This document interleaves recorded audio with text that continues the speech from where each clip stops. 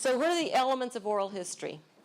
Really important: a consent form or a deed of gift, a recording, so it has to be recorded in some way, an interviewer and an interviewee. And the other thing is a repository. All of these are interconnected. You can also include diaries, letters, certificates of any kind, marriage certificates, birth certificates, discharge papers. We really like to have a DD-214 when we interview military veterans, because that gives us a lot more information than they probably will remember. It'll tell us what battles they fought in, which medals they were awarded, all of that importance. And we absolutely love photographs. Photographs are like the little glue that holds the interviews together. And the more photographs we have, you'd be surprised what you can do with some excellent photographs. Okay, so how can you use the interviews? These get used, and it's really exciting. You can use them for photo exhibits by scanning the photos, as we said. Make sure when you scan the photographs that you get identifications for the people in the photo, who they are, where the photo was taken, what they were doing, what's happening in the photo. It's really important to get that, because a photograph of a person in uniform in battle, we don't know who it was, we don't know where it was, what year it was, that doesn't have as much value to us. So what we're going to do in here is we're going to have as much value going in by getting these IDs on people. Okay, repository. This is really essential. Before you get too far into thinking about your oral history, think about where you're going to store it. Every repository has its own consent form. And so if you start doing interviews without finding and making a relationship with that repository, and then they come back and they say, that's not the consent, the consent form we use says this specifically. Can you go back and get that? It might be a gigantic pain to go back and try to get your consent form taken care of. However, there is a little bit of a workaround. There's something called a deed of gift. And a deed of gift basically is you consenting to give your interview with someone else to a repository. I don't like those as much, because to me, I really like having that implicit consent form signed by the interview subject.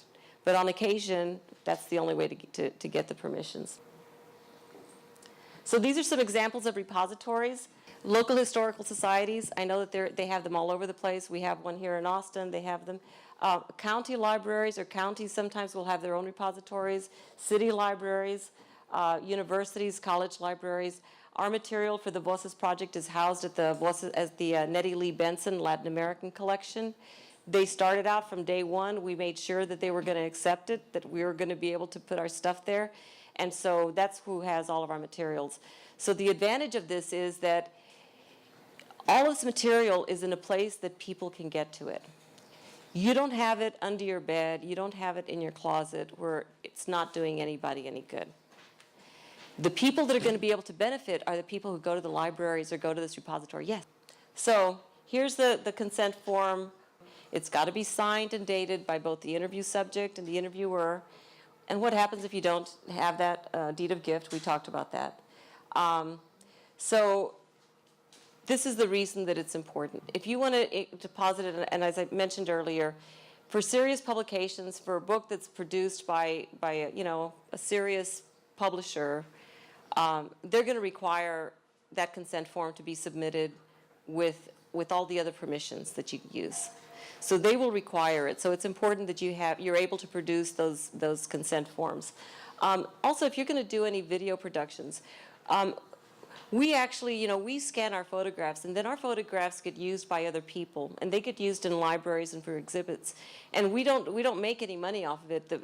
What we ask for is the staff time that's required to go through, find the picture, do all that stuff. Mainly what we're doing is we're trying to create an awareness of the Latino experience. But those whoever uses our material requires a consent form. They don't want to think that we're stealing anything from anybody, or that we're taking any material from somebody and they're not aware of what they're giving us. So it's really essential that be part of or videos. We've been able to use it in videos. So here's the other considerations. So when we started the project in 1999, nobody had oral histories on the web, that did not exist. And then all of a sudden, it's possible to put our interviews on YouTube or Vimeo, to have them accessible to a really worldwide audience. People come from all over the country and some even from outside of the country to look at our interviews, to watch the DVDs. And so we would like to put them on the web, but we can't just do it without them understanding that if you want to, we will put it on the web. If you don't want to put it on the web, you don't have to. So now we had to create a kind of a little addition to it. And this one gives this. We have, because when we put a thing together, we have a folder for each person. And this gives us permission to put their pre-interview form, which I'll talk to you later if you want to. Those who are interested in volunteering for Voces, we'll talk about this. But if you're interested in if you agree to this, we'll put that pre-interview form in your public file. We'll take out all the personal information, your address, your phone number, your family's phone numbers and stuff, and we'll put that up there. Can we put your videotaped interview on the internet? This gives explicit, consent that if we can, and it'll take us some time to do this, but we will be able to put your interview on the web. The interviews themselves are the raw interviews. We don't edit the interviews. It's the raw interview that goes into our archive. However, when we put it on the web, we will have to do a little bit of editing, because there may be some parts of that interview where somebody says, there's another Maggie Mora here. Maggie Mora was a lying, thieving person. That's libelous. And we don't want them to come back and sue us, so we're going to edit out that little part.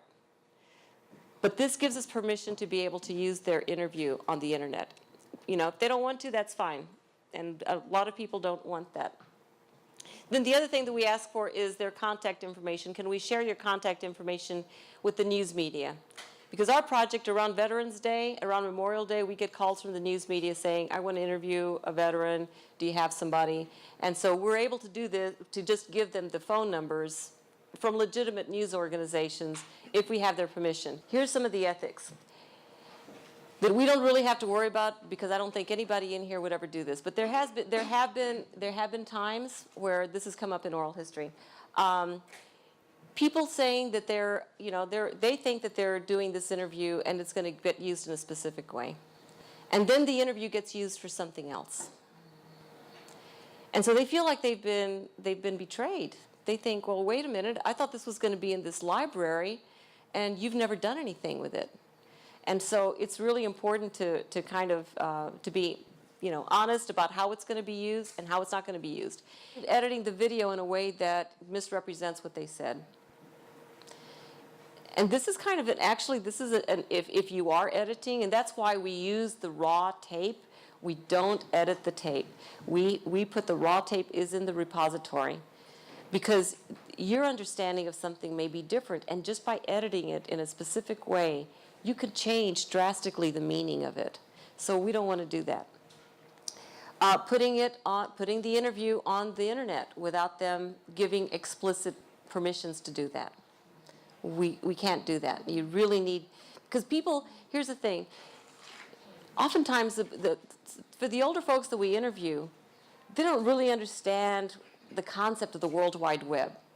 They don't really understand, but by giving us permission, that their interview is going to be someplace that people in Japan, people in Denmark can watch it.